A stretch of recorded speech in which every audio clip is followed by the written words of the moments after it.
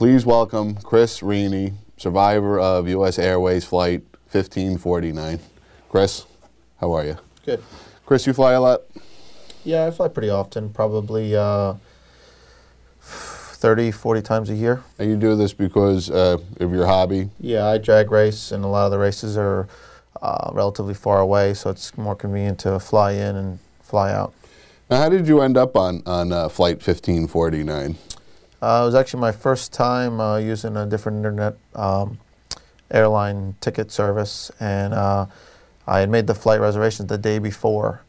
And initially I was going to be on the 7:45 flight, and they had an earlier opening, and I took the earlier one. Now, when your flight schedule was changed, did you have any apprehensions about doing it, or was it just something you did? I've always been a real easy flyer. Generally I use my flying to sleep, because it's a good time for me to catch up as far as on sleep. And I've flown since I was a little kid to now, and I've never ever had any apprehension of getting on an airplane. So when you got on this flight, you just went about your normal routine? Yeah, I actually went to sleep before it even took off. I didn't even know we had left the tarmac when the accident happened. So when did you realize that there was a problem with the flight? What woke me up is the engine explosion. Now, where on the airplane were you sitting? About 4 or 5 rows on the left-hand side behind the motor. Were you able to look out the window and see the engine itself? I wasn't a window seat, but I was the middle seat. It was 6 seats wide, 3 on each side of the aisle, and I was 21B. And I looked over. I could see the motor was on fire. The explosion shook the plane and actually woke me up between the noise and the shake. How were the people on the airplane reacting? When you woke up, what did you see people doing? Everybody was looking around a little bit.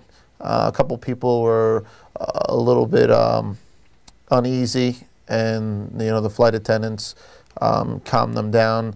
It went on fire. The fire went out, and I had thought that we had one more engine, and we'd probably just double back to LaGuardia, and we'd switch planes and move on with the rest of our day. Were people looking panicked at that time, or more what's going on? More what's going on, and more concern. And at that point, I don't think people were that panicked. Now, of course, there came a point in time when you found out the plane had to make a landing. Yeah, but the time we actually were notified that the plane was going to make a landing, we were 12, 15 seconds from landing.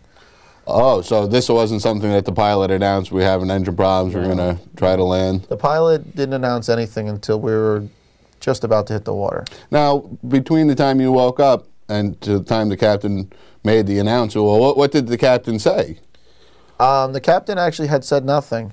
The crew instructed everybody to tighten their seatbelts, put their head between their legs and hands over their head, and that was it. And I thought that was pretty much standard procedure, the protocol of, okay, we lost the motor, maybe we're down in power, maybe we're a little lower in altitude than we should be.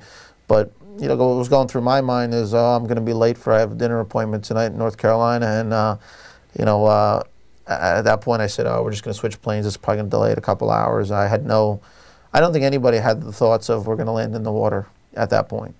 But the pilot did say we were probably, we got parallel with the Hudson, and I drive a lot too, so I'm pretty familiar with what's on the ground by looking down. Sure. Orientation. I grew up in the city, when I was born in the city, so, when I looked around, I could see the George Washington Bridge was coming up. I could see we were real low to it. We flew between the 2 towers, the stanchion towers, and I looked down and I said, wow, at this point I'm saying, wow, we're way too low.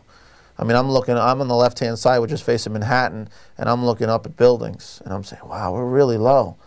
And then it's still in my head, I'm going through my head going, very in disbelief of, this is a commercial airline, there's no way we're going to land in the water, and there's no way we're going to crash land this thing, I'm saying to myself. And at that point, we were probably 150 feet above the water, and the pilot had gotten on the PA with just one flat, monotone brace for impact. And that's where the realism of, okay, we're going to hit. And at that point, most people had been calmed down either by other passengers or the flight attendants had told everybody to be quiet. And it was quiet in the airplane. Now, after that point, we hit. What were you thinking? I mean, did you say, wow, when the pilot said that, were you like, oh boy? Yeah, when he said that, that's when I said to myself, oh, this is going to hurt. This is going to hurt. And I just, in my head, and I don't know, maybe just because we've all been kind of altered by Hollywood, you know, I'm thinking the plane's going to bust. I'm going to see the plane in front of me bust in two and seats flipping upside down. And the pilot had come in. We were on it never felt like we were on this crash landing because we never at any point were facing downhill. We were always either level or with the nose of the plane in the air. So it kind of, even though it went down from the 3,200 feet I was told that we were at to the water, it didn't feel like this tremendous screaming downhill roller coaster effect. Yeah. Now, what was the actual landing? I'm going to call it a landing because that's what the pilot did. What did it actually feel like? You know what's happening. You're ready. I know what's happening. I'm ready. I wasn't one of the passengers that put my head between my legs. I kind of felt that if I'm going to die or something ugly is going to happen, I want to see it coming at me. Yep, you're going to stare right in the face. I sat up and I braced my hands on the seat in front of me, on the top of the back of the seat in front of me, and I was looking, and we hit with the tail first. It bounced, everything shook. It hit again, and then belly flopped. And then very violent? Yeah, I mean... Or less than you had expected? I expected worse, so anything that happened felt like less.